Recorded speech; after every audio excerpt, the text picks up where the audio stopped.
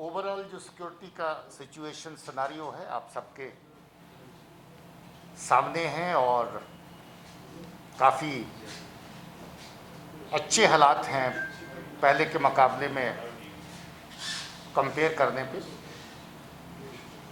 और ओवरऑल जो माहौल है नॉर्मलसी का पहले के मुकाबले में, उसमें काफ़ी अच्छी चीज़ें देखने को मिली हैं। और इस मुलाकात के टाइम पे आपका जो देरीना सवाल रहता था उसमें भी थोड़ा सा बदलाव देखने को मिला है। 2 ज़िलों में हाई स्पीड इंटरनेट का प्रोविज़न भी आया है, ये भी एक इंडिकेटिव है कि थोड़ी बहुत उस फ्रंट के ऊपर रिलैक्सेशन का सिलसिला जो है वो भी शुरू हुआ है। पिछले कुछ दिनों से दहशतगर्दों की तरफ से सिविलियंस को अपना निशाना बनाना, पुलिस और एसएफ को अपना निशाना बनाना, ये ट्रेंड जो कुछ दिनों से देखने को मिला है। अब देखेंगे कहीं पंच सरपंच टारगेट हुए, कहीं को पॉलिटिकल एक्टिविस्ट टारगेट हुए। 14 तारीख को हमारे नौगाम क्रॉसिंग के नाके के ऊपर हमारे 2 पुलिस के जवान शहीद हुए। और आज सुबह करीरी पट्टन में हमारी एक पेट्रोल कम नाका पार्टी के ऊपर अटैक हुआ, जिसके चलते सुबह ही सुबह हमारे एक जांबाज एसपीओ मुजफ्फर जो हैं वो शहीद हो गए। और उसके साथ जो सीआरपी के 2 जवान वो भी जख्मी हुए थे, जो बाद में शहीद हो गए। उसके साथ वहाँ का ऑपरेशन जारी हुआ, जो सुबह से लेके अभी तक चल ही रहा है। जब आपसे बात कर रहा हूँ इस वक्त भी ऑपरेशन चल रहा है। सुबह फायर फाइट हुई, बंद हुई, एक आतंकी मारा गया। दोबारा फायर फाइट सर्च के दौरान शुरू होगी, फिर एक आतंकी मारा गया। और अभी आधा घंटा पहले फायर फाइट दोबारा शुरू हो गई, जिसमें सुनने में आ रहा है कि एक आतंकी लगभग इतला कंफर्म हो रही है कि मारा गया है। उसकी डिटेल अभी थोड़ी देर तक पहुंच जाएगी।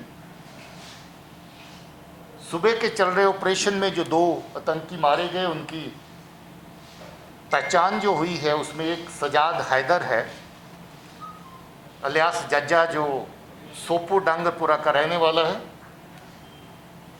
और ये भी 2016 की विंटेज का मिलिटेंट है, जो लगभग उसी तर्ज का है जिस तर्ज पे बुरहान वानी अपने एरिया में चला करता था। उसी तर्ज को पकड़ करके ये भी नॉर्थ कश्मीर में एक्टिव था।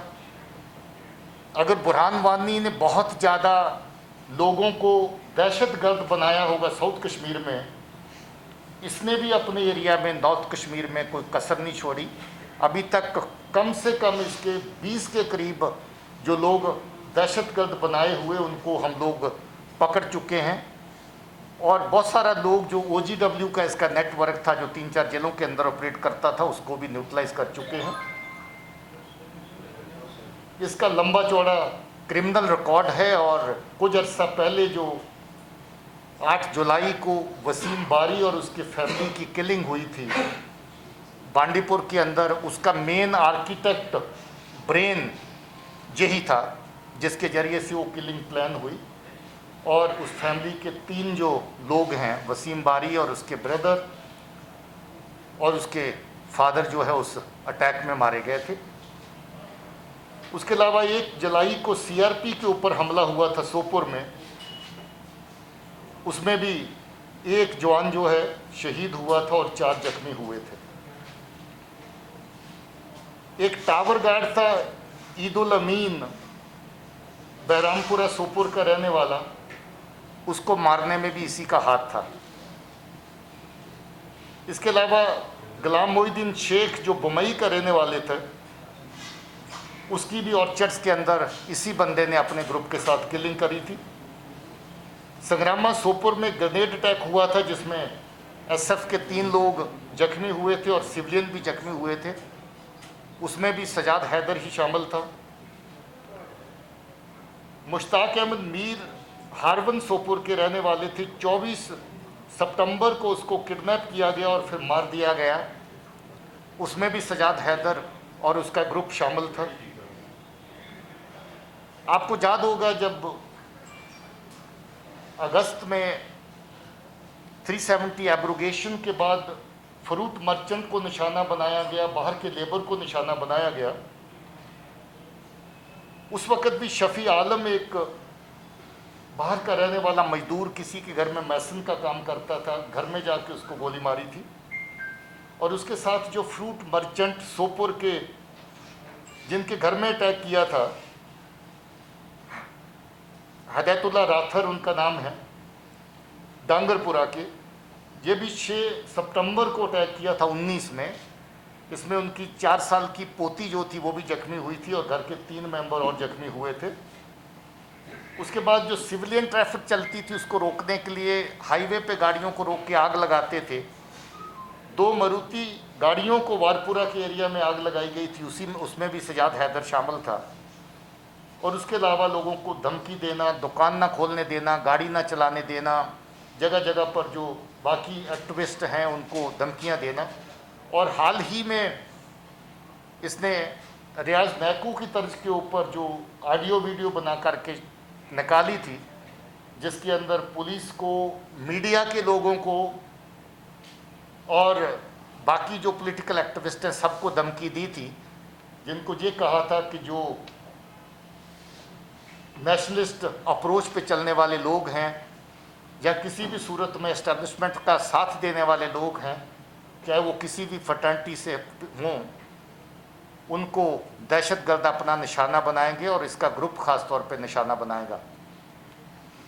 लश्कर तौबा का अगर नंबर 1 टेररिस्ट आप नॉर्थ कश्मीर में कहें तो इसका वो दर्जा था।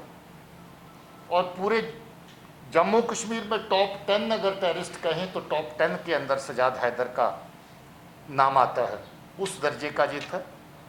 और बहुत सारे घरों को बर्बाद करने में, सिविल लोगों की जानें लेने में, लोगों की ज़िंदगी में खलल डालने में, पुलिस और सीआरपी पे अटैक करने में, सिविलियन को मारने में, जैसा मैंने जिक्र किया, इस तरह की बहुत सारी आतंकी कार्रवाइयों में इसका हाथ था।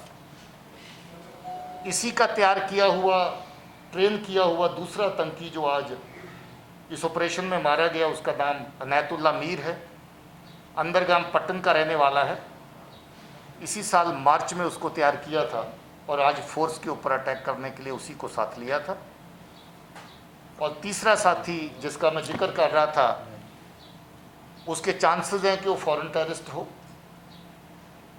और सुनने में आ रहा है कि वो उस्मान हो सकता है, जो लश्कर का पाकिस्तानी तरफ से जो नॉर्थ जोन का कमांडर है जो इसके साथ चलता था, उसकी पहचान हो रही है कि वो तीसरा आतंकी है जो इस वक्त एनकाउंटर की जो मुठभेड़ जो अभी चल रही है, एक्सचेंज ऑफ फायर जो अभी चल रहा है, उसमें शामिल है। मैं समझता हूँ कि ये आज का जो ऑपरेशन है, इसमें बेशक दिन की शुरुआत में काफ़ी बड़ा नुकसान हुआ, मगर जिस तरीके से पुलिस, उसके साथ सीआरपी, उसके अलावा आर्मी ने टेररिस्ट को एंगेज किया पूरा दिन, और अभी जिस तरीके से अभी जो सारा दिन एनकाउंटर चला, ये वाकया में एक बहुत कामयाब ऑपरेशन है। और मैं उम्मीद करता हूँ कि इसके चले जाने से बहुत घरों के चिराग जो बुझने वाले थे, या जिनको आतंकी जो बना चुका है और उनको ज़बरदस्ती अपने साथ आगे पीछे पूरे नेटवर्क में चला रहा था, इस कार्रवाई के बाद उन घर वालों को भी चैन की सांस आएगी। कल भी अभी एक एक्सचेंज ऑफ फायर हुआ था बिल्कुल सोपुर के नीचे डांगरपुरा में। हमें कल भी उम्मीद थी कि इसमें सजाद हैदर ही शामिल है। कल एक्सचेंज ऑफ फायर ब्रीफ हुआ, सर्च चलती रही डांगरपुरा में, फिर ऑपरेशन भी हुआ। इतला मिली कि बाग बगीचों से निकल के डांगरपुरा गांव के अंदर चले गए हैं, मगर कल कामयाबी हासिल नहीं हुई। और कल से इसकी नकलो हरकत की बहुत खबर थी कि ये आगे पीछे और किसी जगह पे अटैक करेगा, और कल से इसकी ट्रैकिंग आगे पीछे चल रही थी। और सुबह जो ही पता चला कि करीरी के एरिया में हमारी पार्टी के ऊपर फायर किया है, जिसमें एसपीओ और 2 हमारे सीआरपी के साथी शहीद हुए, तो तब से यही शक था, और ये शक सही निकला कि इसमें सजाद हैदर ही शामिल था और उसके साथ इसके 2 साथी। जिसका मैंने जिक्र किया नैतुल्ला, और तीसरा अभी उसकी आइडेंटिफिकेशन और उसकी डेड बॉडी की रिकवरी के अभी खबर पूरी तरह कंफर्म नहीं हुई है। अगर वही होता है तो वो उस्मान के नाम से जो फॉरेन टेररिस्ट, जो पाकिस्तानी टेररिस्ट काम कर रहा था, वो उसकी पहचान उस नाम से सुनने में आ रही है। सो मैं बाकी जो जगह पर आपके सिविल का माहौल और बाकी चीज़ें जो हैं उसके बारे में पहले ही जिक्र किया है कि माहौल में काफ़ी बेहतरी देखने को मिल रही है। आपकी तरफ भी 4G में भी थोड़ा बहुत गुंजाइश और आई है।